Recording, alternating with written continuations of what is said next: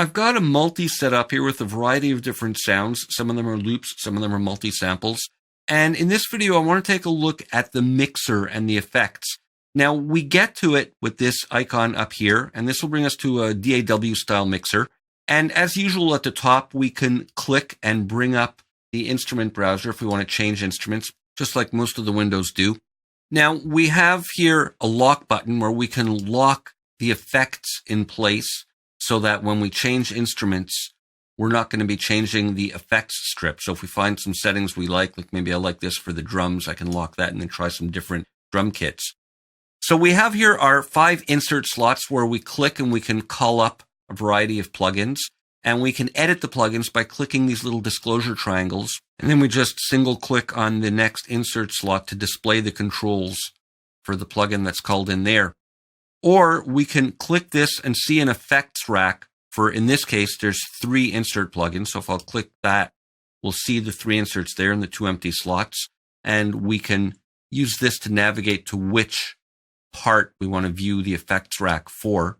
But it's just another way of viewing all the plugins open at once, kind of side by side. So I'll scroll up here and go back to instrument 1. And we have 2 fields, one at the top here where we can change the effects plugin that we have in that slot, and one at the bottom where we can manage presets. So if I find settings I like for example there, I can click there and then save as to save my favorite presets, and then of course lock it as well. We have a mods button here to bring up modulation matrix, or not a matrix, but a modulation panel for routing some of these controls to the macros when we view the macros over here. We're going to look at that in another video, so I don't want to get sidetracked with that now.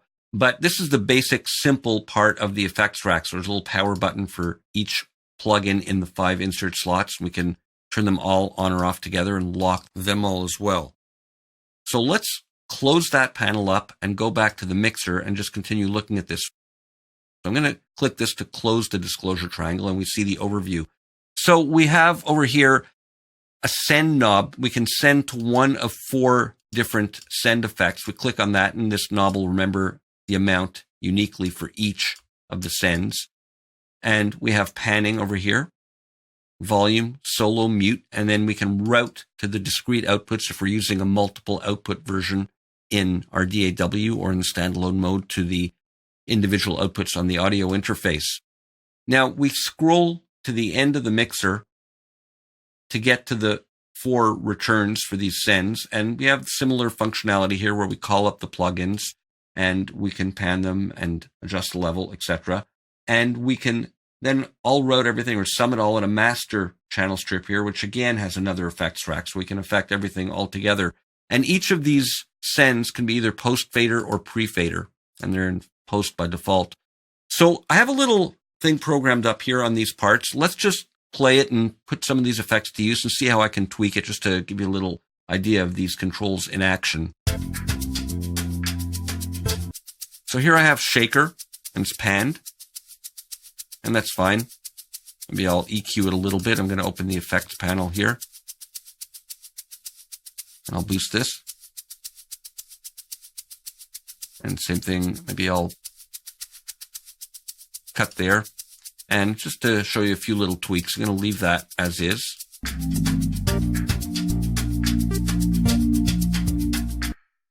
Here I have just a backbeat.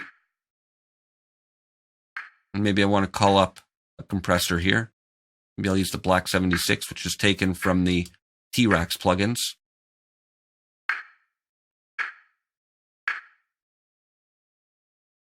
It's fine. It's a simple plugin, but I'll leave it like that. I'll close that up. And here I want to EQ this. We'll leave it at the EQ that's instantiated here by default.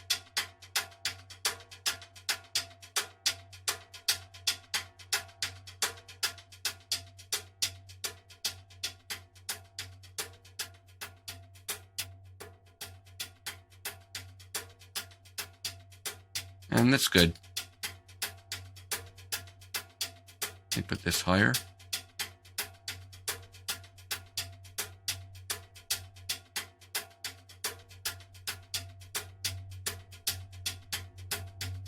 That's the low EQ. That's fine. Here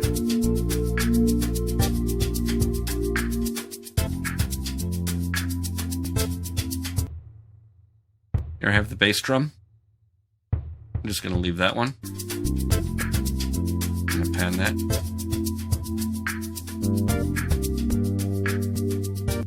It's the bass. Open up the panel. You want to adjust the chorus depth. A little less of it. That's fine. Now here, what I'm going to do is I'm going to mute the delay here. Let's saturate it a little bit. I'm going to turn that plugin on.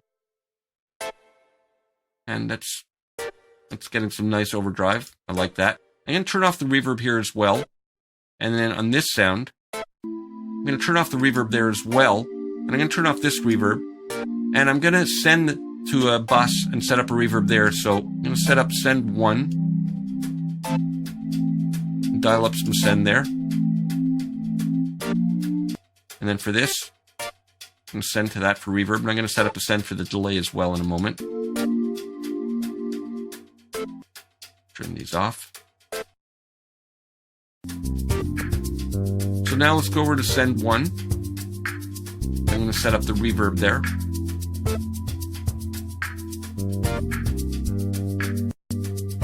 We'll open up the panel. And I'll just quickly make some settings. I'm going to choose large studio, put the mix all the way up. And let's continue. Once I'm here, let me go to the second return. And I'm going to call up a delay over here so that we can dial that in. Let's go to the digital delay. That's fine. Let's open up the panel. We can have multiple panels open at once. And again, dry wet all the way up. And I want some filtering. And I'll solo this as well so we can hear them as we solo the other instruments. And here I've got the backbeat soloed. Let's dial up some send 2.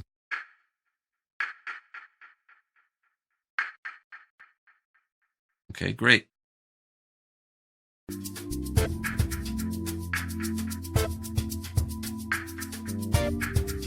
And on this percussive part, I want some send on the delay as well.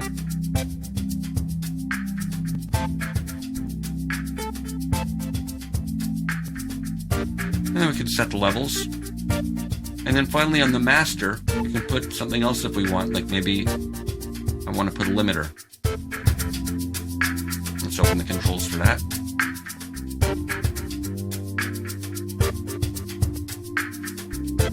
And again, I can always jump back to the effects rack and see what's happening on any of the individual parts simply by clicking there and accessing the plugins. And one last thing to point out, when you are working in the mixer panel, at the top of each plugin, when this is open, we have a menu here where we can call up entire channel strip settings. So it's fun to play with those and explore and see some of the preset chains that have been created. So that's an idea of how you can use the mixer panel and the effects rack to manage your per part, not only level and pan and output routing, but also insert effects and send effects. See you for more in the next video.